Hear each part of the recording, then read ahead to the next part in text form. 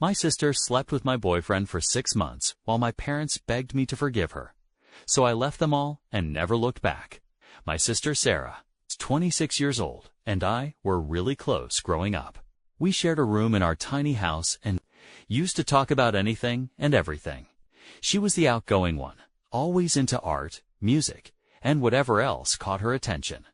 Me, I was the quiet, bookish type, always with my nose in a novel or working on a project. Even though we were different, we had each other's backs. That was just how it was with us, our parents. John, 55, and Mary, 53, always drilled into us that family comes first, no matter what. For the longest time, I believed that family over everything. Blood is thicker than water, all that. But I guess that only works if everyone is playing by the same rules. I met Ryan, 30, during my second year of college. He was a senior, and we clicked immediately. He had this quiet confidence about him, and we bonded over our love of books. We'd spend hours talking about classics, authors we loved, and random things like the weirdest quotes we could find in old novels. It didn't take long for me to fall hard. Ryan was smart, funny, and made me feel like I was the only person in the room whenever we were together. After I graduated, Ryan and I moved in together. We had a small apartment near the city, and I thought things were perfect. We started talking about our future, marriage, kids, all of it. Meanwhile, Sarah was doing her own thing. She didn't go to college much, to my parents' disappointment.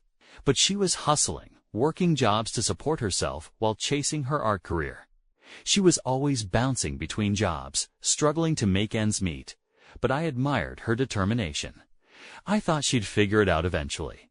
I never thought there was any tension between Sarah and Ryan. In fact, they got along really well, which made me happy. They shared a lot in common: music, art, and all that creative stuff I never really got into. I thought it was cool that my sister and boyfriend could hang out and talk about things they both liked. But I guess I was blind to what was really going on. The day I found out, everything seemed normal. I had been working on a huge presentation for my marketing job, something I'd been stressing about for weeks. I was running late that morning and realized I'd left my flash drive at home with all the files I needed. I panicked for a second, but then I remembered Sarah was staying with us for the week. So I called her. "Hey, can you do me a huge favor?" I asked, trying not to sound as frantic as I felt. "I left my flash drive at home. Could you send me the files? It's really important." Sarah was chill about it. "Yeah, no problem," she said. "I'll email them to you in a few minutes." Crisis averted, or so I thought. Later, I got a notification on my phone. Sarah had sent the files, but when I opened the email, there was something else in there. It wasn't the files. I asked for... The subject line just said, sent Ryan. And the email was some half-written draft she must have forgotten to delete. My heart started racing, but I tried to shake it off. I told myself I was overreacting, that it was probably nothing. But curiosity got the better of me. I scrolled down. What I saw made it feel like the ground fell out from under me. There were messages, dozens of them, all between Sarah and Ryan. And they weren't just friendly texts. They were intimate, flirty, with detailed descriptions of meets and inside jokes only lovers share. Then I saw the part that hit me hardest. "I can't wait to see you again tomorrow, Sarah. Last night was amazing." That night, I was working late on my presentation, thinking my boyfriend was home watching TV, and my sister was out with friends. Turns out, they'd been together doing God knows what behind my back. My stomach twisted. I couldn't breathe. I felt like I was going to be sick right there at my desk. My hands were shaking as I scrolled further, reading more than I should have. I guess part of me wanted to find something, anything, to prove it wasn't what it looked like. But it was. All there, laid out in black and white. They'd been sleeping together for months, 6 to be exact. 6 months of lies. I don't even remember how I got home that day. Everything was a blur. When I walked through the door of our apartment, Ryan was sitting on the couch, looking like he didn't have a care in the world. It made my blood boil. I didn't waste any time. I didn't even bother with pleasantries. I just threw my phone at him, literally, and told him to explain himself. At first, he looked confused, like he had no idea what I was talking about. Then he picked up the phone, saw the messages, and his face went pale. "It's not what it looks like," he stammered. "Oh, here we go," I thought, the classic line. "Really? Because it looks like you've been sleeping with my sister for half a year?" I snapped. Ryan tried to come up with excuses. "It was a mistake. We didn't mean for it to happen. It's not serious." But the more he talked, the angrier I got. Every word that came out of his mouth felt like another betrayal. Finally, he stopped trying to lie and just sat there, head down, admitting that everything I'd read was true. He said it started innocent late-night talks when I was asleep, a shared love of art and music that turned into something more. I didn't care. I was done. "Get out," I said, my voice shaking. "And I don't want to see you again." Ryan didn't argue. He grabbed his stuff and left. Oh, cool. Just like that, the life I thought I was building with him crumbled to dust. But the worst part wasn't even him. It was Sarah, my own sister. After Ryan left, I sat there trying to process what had just happened. But I couldn't. Not until I confronted Sarah. I had to hear it from her. I had to know why she'd done this to me. I drove to her place, my hand shaking the whole way. When she opened the door, she looked like she already knew. She didn't even try to lie like Ryan did. She just stood there, looking guilty, and said the words that broke me completely. "I'm sorry. I didn't mean for it to happen, but I love him." I couldn't believe it, my own sister. I couldn't even find the words to respond. I just turned around and left, tears streaming down my face as I realized the two people I trusted most had completely shattered my world. And that was it. That was the day I lost them both. I don't think I've ever felt as numb as I did driving away from Sarah's apartment that day. Had all these emotions boiling inside me: anger, betrayal, sadness, but I just felt empty. It was like I was floating through it all, watching my life fall apart in slow motion, unable to do a damn thing about it. I parked my car in a random lot and just sat there for a while, trying to make sense of everything. How could they do this? How could she do this? Sarah was my sister, someone I trusted more than anyone in the world. And Ryan, well, I thought he was my future. It was like my whole life had been a lie, and I was the last one to find out. Eventually, I went back to the apartment I used to share with Ryan. When I walked in, it felt so wrong. The place felt different, like it wasn't even mine anymore. I looked around at all the stuff we'd bought together, the couch we used to binge-watch shows on, the pictures of us hanging on the walls, and it just hit me. None of that mattered. Now, everything was tainted.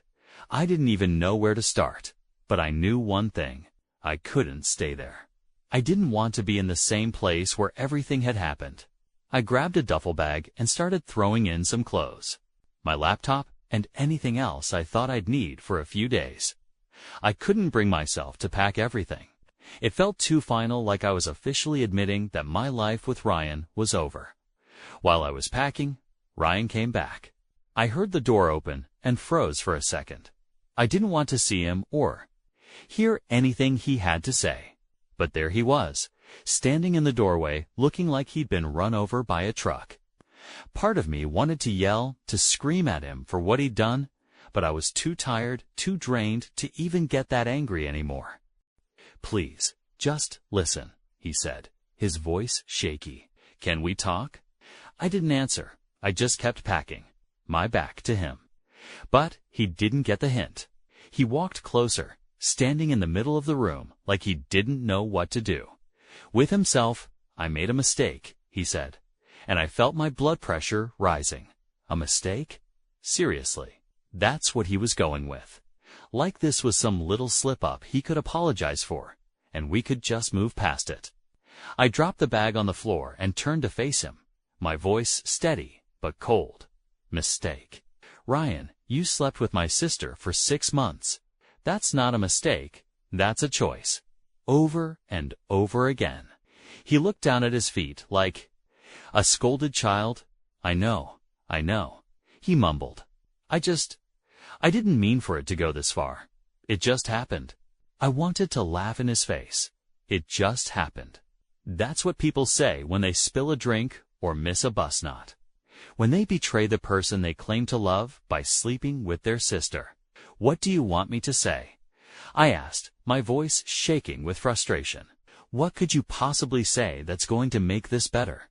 Ryan opened his mouth, then closed it again, like he didn't have an answer. Because there wasn't one. Nothing he could say would undo what he'd done. Nothing would fix it. Shin, I'm sorry, he whispered. I rolled my eyes. Sorry, that's it. He looked desperate now, like he was grasping at straws. I never wanted to hurt you. I was just confused. Sarah and we connected over stuff, and I didn't know how to handle it. I didn't mean for it to happen, but it did. And I'm sorry, I messed up. Okay, you messed up, I snapped, my voice louder now. You didn't just mess up, Ryan. You broke my trust. You broke me. I could feel the tears welling in my eyes, but I didn't want to cry in front of him. I didn't want to give him the satisfaction of seeing how much he'd hurt me. Ryan stepped closer, reaching out like he was going to touch me, but I backed away, holding up my hand. Don't, I said, my voice cracking. Just don't. He stopped, his arm falling to his side. And we stood there in silence for what felt like forever. I didn't know what to do, what to say. I just wanted him gone. Go, I finally said. Can we at least talk about this? He asked, his voice pleading. I don't want to lose you. I couldn't help but laugh, but it wasn't a happy laugh. It was the kind of laugh you make when everything's so messed up it doesn't even feel real anymore. You lost me the moment you decided to sleep with my sister, I said, wiping my eyes. There's nothing left to talk about. We're done. Ryan stood there, looking like he wanted to argue, but he didn't. He just nodded, shoulders slumped, and turned to leave. As the door clicked shut behind him, I felt a strange mix of relief and sadness. Relief because he was finally gone, and sadness because this was it. This was the end of everything we'd built together. I sat down on the bed, staring at the half-packed bag on the floor. My mind was racing, but at the same time, I felt this weird numbness, like my brain was trying to protect me from feeling too much at once. I knew I had to move forward, had to start figuring out what came next.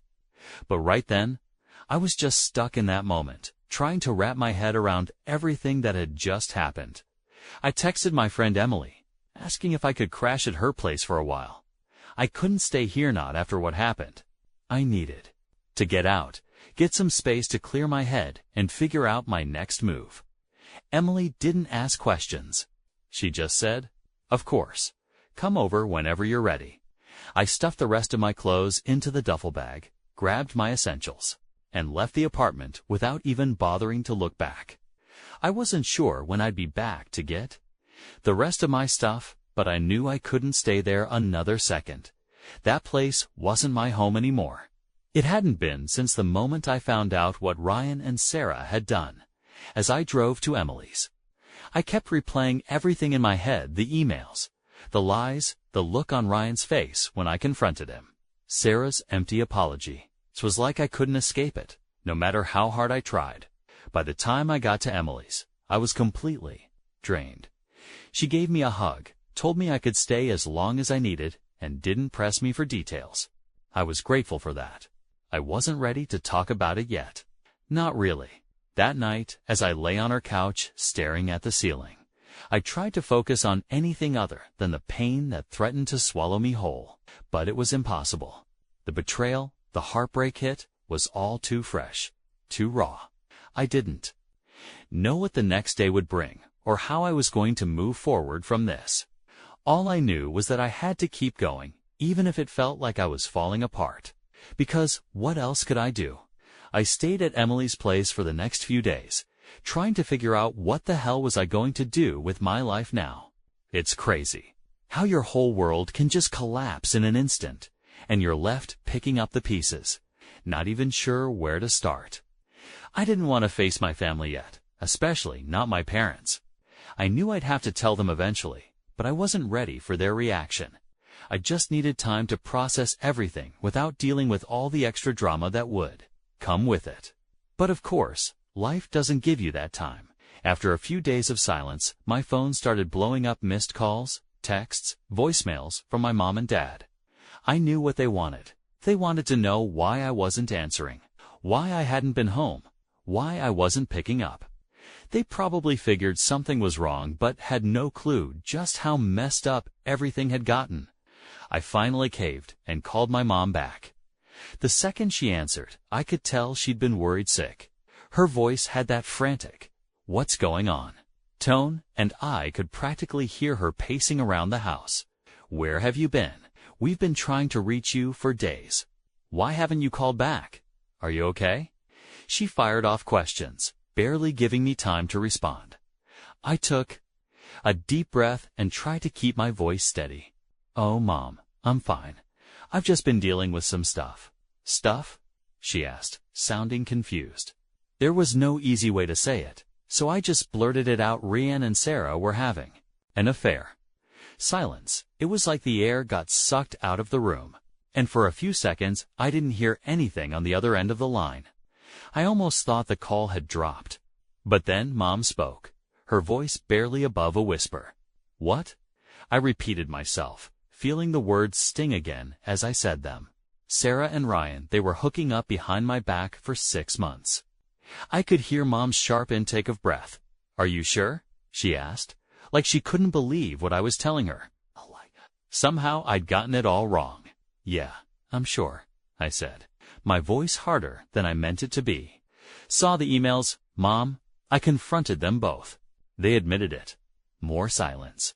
I could tell she was struggling to process what I'd just told her. I mean, who wouldn't be? It wasn't like this was some small thing. This was the ultimate betrayal, and I knew it was going to hit her hard. I don't know what to say," she finally managed. "How could this happen? Sarah, your own sister." "Well, yeah, I know," I said, trying to keep the bitterness out of my voice. "Believe me, I'm just as shocked as you are." At that point, I could hear my dad in the background asking what was going on. Mom must have put me on speaker, because the next thing I knew, Dad's voice came booming through the phone. "What's all this about?" he demanded. I sighed, knowing I'd have to explain the whole thing again. So I did. I laid it all out for them, how I found the emails, how Ryan and Sarah had been sneaking around behind my back, how I'd confronted them and kicked Ryan out. By the time I was done, I was emotionally drained all over again, like ripping open a wound that hadn't even begun to heal yet. Dad was quiet for a long time after I finished. I could almost picture him sitting there, jaw clenched, hands gripping the armrest of his chair. He wasn't the type to blow up right away, but when he got mad, you knew it tanned. This was definitely something that would make him mad. When he finally spoke, his voice was low and controlled. "That son of a," he said, each word slow and deliberate. "And your sister, how could she do this to you?" "So, don't know, Dad," I said, my voice breaking. I don't know. I thought for a second they'd be as furious as I was, that they'd be on my side, comforting me, maybe even cutting Sarah off like I had.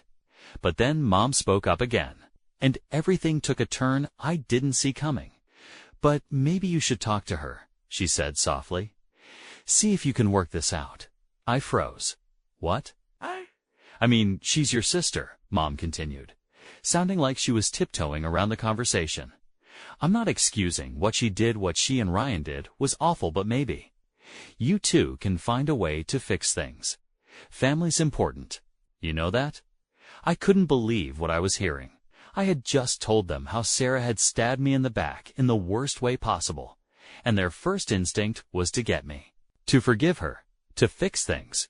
"And are you serious?" I asked, my voice rising. "She slept with my boyfriend, Mom. She betrayed me. How am I supposed to just work it out with her?" "Tim, I'm not saying you have to forgive her right away," Mom said, clearly uncomfortable. "She's your sister. You two have been close your whole lives." I hate to see this tear you apart, tear us apart. It wasn't like we had a simple fight. This wasn't something that could just be patched up with a few apologies and a family dinner. Sarah had destroyed our relationship. There was no coming back from that, at least not anytime soon. Dad, I don't think you understand how badly she hurt me, I said, my voice shaking. And she's not my sister anymore. Not after this. Dad finally chimed in again. Oh, look, I get that you're angry, and you have every right to be, he said, his voice still calm but firm. But what your mom's trying to say is, don't make any decisions you can't take back. Sarah's family. You might hate her right now, but at the end of the day, she's still your sister. Maybe one day you'll be able to find some sort of peace with this. I felt like I was going crazy. I was hurting more than I ever had in my life, and they were worried about keeping the family together. Where was the outrage? Where was the support? I needed them to be on my side to see how broken I was. But all I was getting was, and she's still your sister, and family is everything. I'd had enough. I can't do this right now, I said, my voice tight. I need some space. I'll talk to you guys later. I hung up before they could say anything else. I was shaking, trying to hold back the tears. I couldn't believe it. My parents, my own parents, were more concerned about me forgiving Sarah than what she'd done to me. It felt like they were choosing her, like they were telling me my feelings didn't matter. And that hurt almost as much as the betrayal itself. After that call, I knew things were going to be different. It wasn't just Sarah and Ryan who'd betrayed me in a way. My parents had too. They weren't on my side. They were just trying to keep the peace. And I wasn't interested in peace right now. I was interested in surviving and figuring out how to get through this without falling apart completely.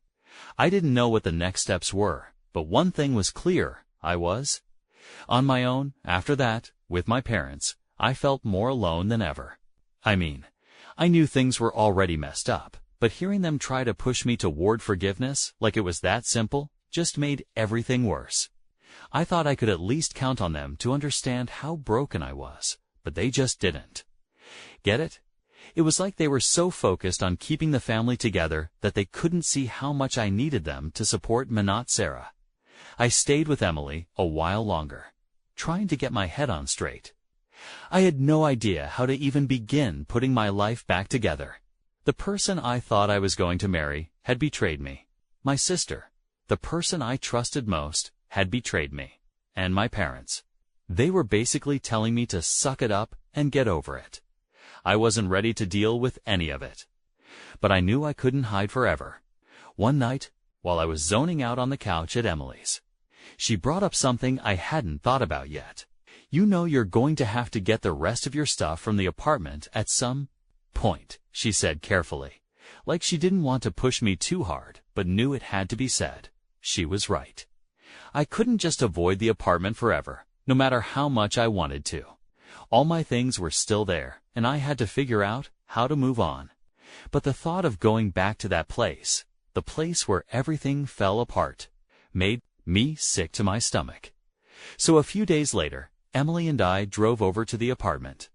I hadn't been back since the day I kicked Ryan out, and walking through the door was like stepping into a time capsule of everything I'd lost. We managed to pack most of my things by the end of the day, but I still had this feeling of unfinished business. Even though I'd gotten all my stuff out, I hadn't fully let go yet. The apartment, Ryan, Sarette, all still had this hold on me, and I hated it. When we finally got back to Emily's, I felt a little lighter, but I still wasn't sure what my next move was. I couldn't go back to that apartment, but I didn't want to keep imposing on Emily forever. I needed to start making some real changes to move on from this chapter of my life, even if it felt impossible at the moment. It was around that time I met Alex. We were introduced through some mutual friends at a casual get-together. And at first, I wasn't really in the mood for socializing. I mean, after everything that had happened, the last thing on my mind was meeting someone new. But Alex was different. He didn't push or pry into what had happened. It was just easy to talk to. He made me laugh in a way I hadn't in a long time, I remember one night we were all sitting around, okay? And Alex started telling this ridiculous story about his dog getting into his neighbor's yard and causing absolute chaos. It was stupid and silly, but it was the first time I genuinely laughed since everything fell apart. I didn't realize how much I needed that. We started hanging out more, just as friends at first, and I appreciated that he wasn't in any rush to make things more serious.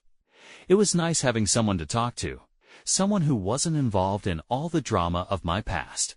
He knew what had happened with Ryan and Sarah. He'd heard it from our mutual friends, but he never pushed me to talk about it unless I wanted to. He was patient, giving me the space I needed to figure things out. Eventually, things did start getting more serious with Alex, but it was different this time. I wasn't rushing into anything. After what had happened with Ryan, I had major trust issues, and Alex knew that. He didn't push me to move faster than I was comfortable with, which made all the difference.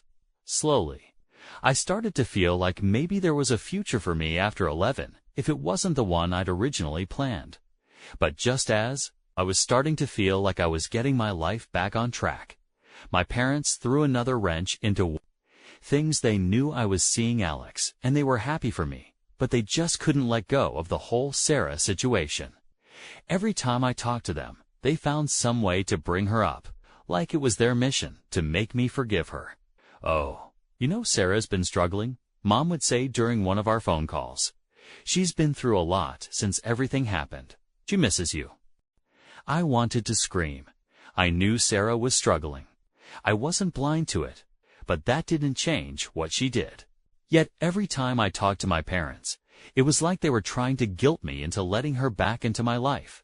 They just couldn't seem to understand that I wasn't ready for that. Maybe I'd never be ready for that. It got to the point where I was dreading talking to them. Every conversation turned into some sort of passive-aggressive guilt trip about Sarah and how family is forever and everyone makes mistakes. But I was tired of hearing it. I was tired of them trying to fix something that couldn't be fixed, at least not right now. I had to put some distance between us. I stopped answering their calls as much, and when I did talk to them, I kept it short. I wasn't trying to be rude, but I just couldn't handle the constant pressure anymore. I needed space to figure out what I wanted, not what they wanted for me. I was moving forward, but it was on my own terms, and for the first time in a long time, I was okay with that. As time went by, our relationship with Alex became more serious, and eventually, he proposed.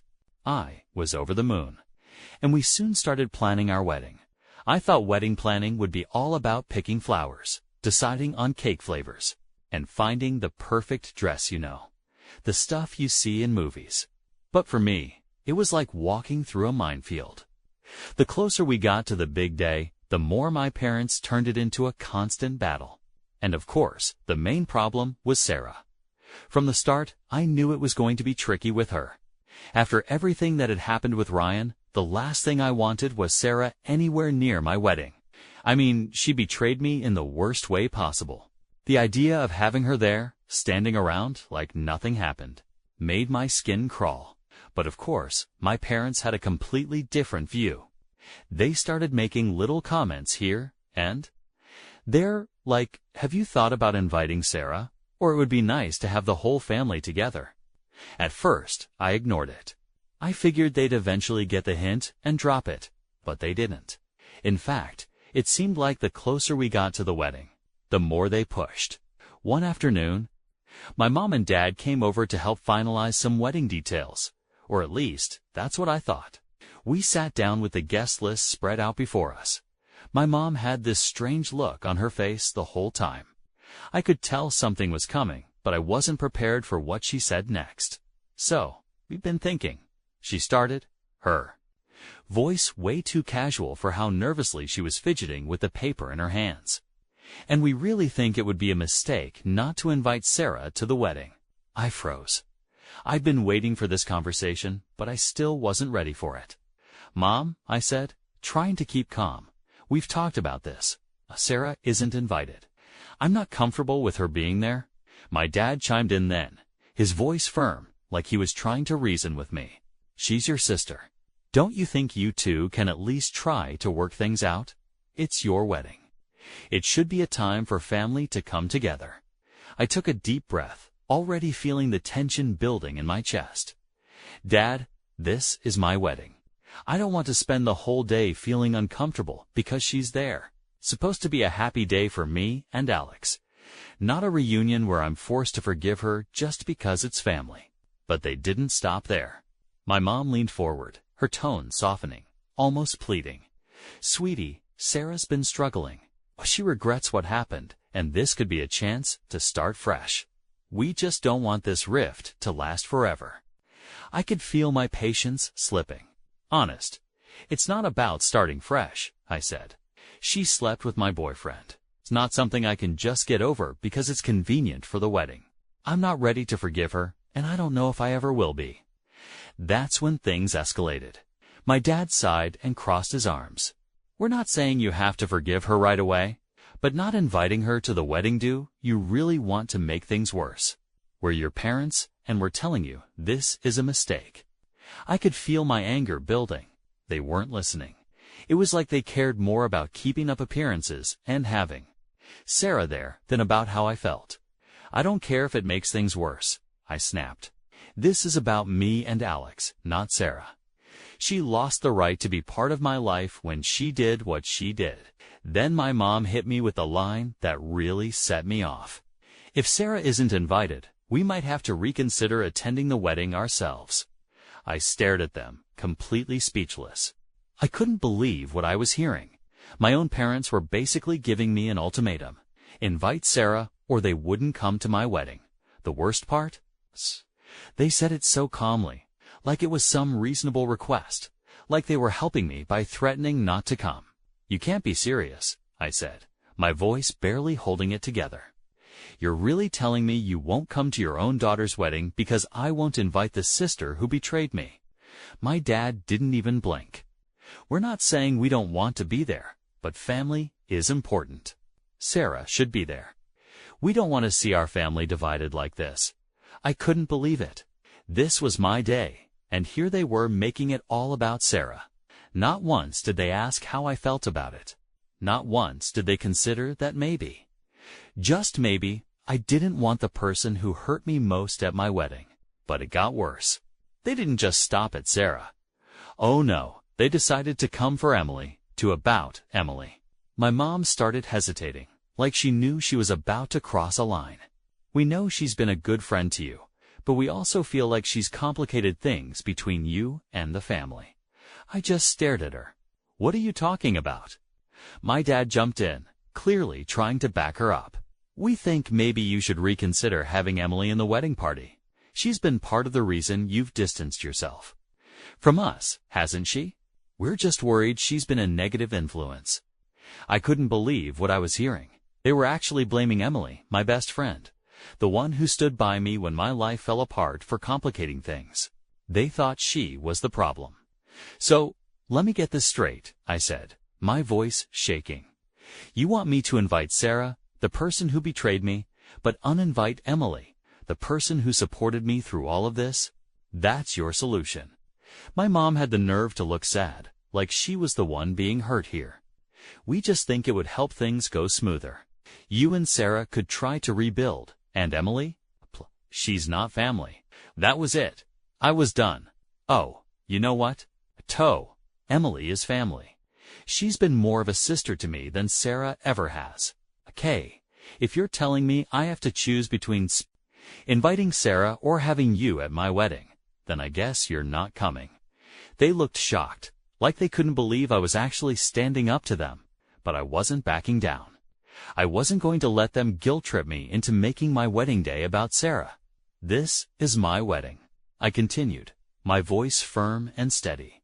I'm not going to invite someone who hurt me just to make you happy. If you can't respect that, then maybe you shouldn't be there. My mom started to cry, and my dad just shook his head. But I didn't care anymore. I wasn't going to bend this time. They could either support me or miss the wedding, but I wasn't going to let them control my life anymore. They left without saying much else. And after the door closed, I just stood there, feeling a weird mix of sadness and relief. It hurt knowing. They might not come, but at the same time, I felt free to have the wedding I wanted with the people who actually cared about me and supported me. And honestly, that was all I needed. After everything that happened with my parents, I wasn't sure what to expect. I sent out the invitations, hoping deep down that maybe they'd change their minds. I kept telling myself not to get my hopes up, but, they're my parents. Even after all the drama, I thought maybe, just maybe, they'd come to their senses and show up for me on my wedding day. But as the days passed and the RSVP deadline came and went, I didn't hear a thing, no call, no message, nothing. I tried not to let it get to me, but it's hard not to feel something when your own parents are basically saying, "Oh yeah, we'd rather skip your wedding than support you." As the wedding day got closer, I pushed all that aside. I had too much to focus on last-minute details, the dress, the rehearsal, making sure everything was lined up for the big day. And honestly, the closer I got to the wedding, the more I realized I couldn't spend my time worrying about them. This was my day, and I was determined not to let their absence ruin it. The morning of the wedding was perfect. The weather was exactly what I hoped, sunny, with a light breeze, just warm enough to feel comfortable without melting in the heat. Emily and the rest of my bridesmaids were there with me, getting ready in the bridal suite, and the energy was light, fun, and stress-free. We laughed, talked about everything except my parents, and just focused on what the day was supposed to be about, celebrating my marriage to Alex. I won't lie, though. When it was time to start the ceremony, there was this little part of me that kept glancing toward the entrance, hoping just for a second that I'd see my parents walking in late, but they didn't. That empty feeling came back like a pit in my stomach, but I forced myself to push through it. I wasn't going to let their absence steal my happiness. The ceremony itself was amazing. Walking down the aisle without my dad was tough, but seeing Alex standing there waiting for me with that goofy, loving smile on his face made everything else fade away. The vows, the laughter, the joy all felt so right. I realized then that while I was a little sad about my parents, they weren't the ones who made this day special. Alex did. Our friends did. The people who actually cared about us. And our happiness made it special. By the time the reception started, I wasn't even thinking about them anymore. The whole evening was filled with dancing, laughing, and celebrating with the people who mattered. Emily gave the most heartfelt speech, making everyone tear up a little, and Alex's best man told some hilarious stories that had everyone rolling. The food was great, the music was perfect, and the dance floor was packed all night. Honestly, it couldn't have gone better. When Alex and I finally left, heading off for our honeymoon, I felt lighter than I had in months. There was no more stress, no more dramage, to the two of us starting this new chapter together. We went on this amazing trip, spending 2 weeks at a beach resort, just relaxing and enjoying the fact that we were married. It was the escape we both needed, a chance to leave everything behind and just focus on each other. But even during the honeymoon, I kept waiting for my phone to buzz, thinking maybe my parents would reach out. Maybe they'd regret not coming. Maybe they'd want to make amends. But nothing. Not a single text, not a call, not even a generic congratulations message. Radio silence, and honestly, by the time we got back, I was over it. Done. I had spent so much energy worrying about them, hoping they'd come. It was clear they weren't going to come around. I had given them every chance to be part of my life, to show up for me when it really mattered, and they chose not to. That's on them, not me. I'm not saying it didn't hurt, because it did. But I was done letting their decisions control how I felt. I wasn't going to spend any more time chasing after people who didn't want to be there for me. I had Alex. I had my friends. I had the people who did show up, and that was enough. So after the honeymoon, I just moved on. I didn't reach out to them, and they didn't reach out to me, and that was fine. I had a new life to focus on, and I wasn't going to let their absence cast a shadow over my happiness. The wedding was everything. I hoped it would be even without them, and as much as it hurt to realize they'd chosen not to be part of it, it also showed me something important. I don't need them to validate my life. I've got the people who truly care about me, and that's more than enough. So yeah, I was done with them. For the first time, I felt okay saying that. It wasn't angry or bitter, it was just the truth. They made their choice, and I made mine. And at the end of the day, I was happy with how it all turned out, because even without them, the day was still amazing. And that's all that really mattered.